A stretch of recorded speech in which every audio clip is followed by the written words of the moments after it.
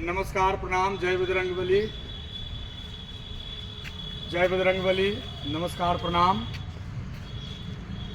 शरीर और स्वास्थ्य, ये दोनों जो चीज़ें हैं, ये दोनों एक दूसरे के बिना अधूरे हैं। स्वास्थ्य के बिना शरीर अधूरा है और शरीर के बिना स्वास्थ्य अधूरा है।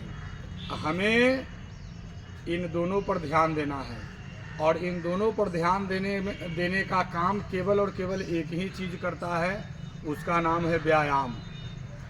बंधुवर, व्यायाम करने से ना केवल शारीरिक थकान दूर होते हैं और शरीर हमारा तंदुरुस्त होता है, बल्कि तन के साथ अर्थात शरीर के साथ आपका मन भी प्रसन्न होगा और आपके मन में भी स्वच्छता आएगी और अच्छे अच्छे विचार आएंगे। जैसा कि हमारी अधिकतर वीडियो जो हमने बनाया है स्वास्थ्य से संबंधित, जिसमें हमने व्यायाम के बारे में बहुत सारी बातों को बताया है, अब मुझे ऐसा प्रतीत होता है कि और ज़्यादा कुछ बताने की आवश्यकता नहीं। 2-4 छोटे छोटे स्टेप हैं, उन स्टेपों को करने से आप अगर चाहें तो अपने जीवन में खुशहाली ला सकते हैं और शारीरिक जो आदि व्याधि जो उत्पन्न होते हैं, इन शारीरिक आदि व्याधि से दूर करने का एक ही मात्र तरीका है और वह तरीका है केवल और केवल व्यायाम का। तो कहा भी गया है कि यदि आप व्यायाम करते हैं तो तन और मन दोनों आपके तंदुरुस्त होते हैं। इसलिए समय के अनुसार, और यह जो समय होता है अर्थात सुबह का जो समय होता है, सुबह के समय के बारे में ऋषियों ने, मुनियों ने, महर्षियों ने, हमारे वेद पुराणों ने बताया है। ब्रह्म मुहूर्त होता है। ब्रह्म मुहूर्त रात्रि के 3 बजे से लेकर 5 बजे भोर तक होता है।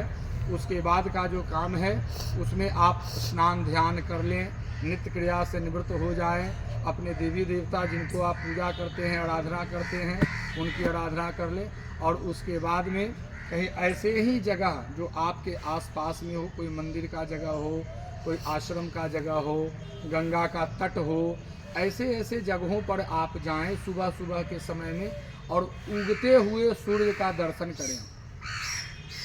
वैज्ञानिकों ने भी यह बात को सिद्ध कर दिया है कि जो सूर्योदय से पहले जिनका निद्रा खुलता है अर्थात जो नींद से जागते हैं, वो जीवन में बहुत आगे की ओर तरक्की करते हैं। इसीलिए तो कहा गया है कि early goes to bed and early wakes to rise, अर्थात आप रात्रि में जितना सवेरे जल्दी हो सके आप सो जाएं और सुबह में जितना जल्दी हो सके, जितना सवेरे हो सके आप उठ जाएं।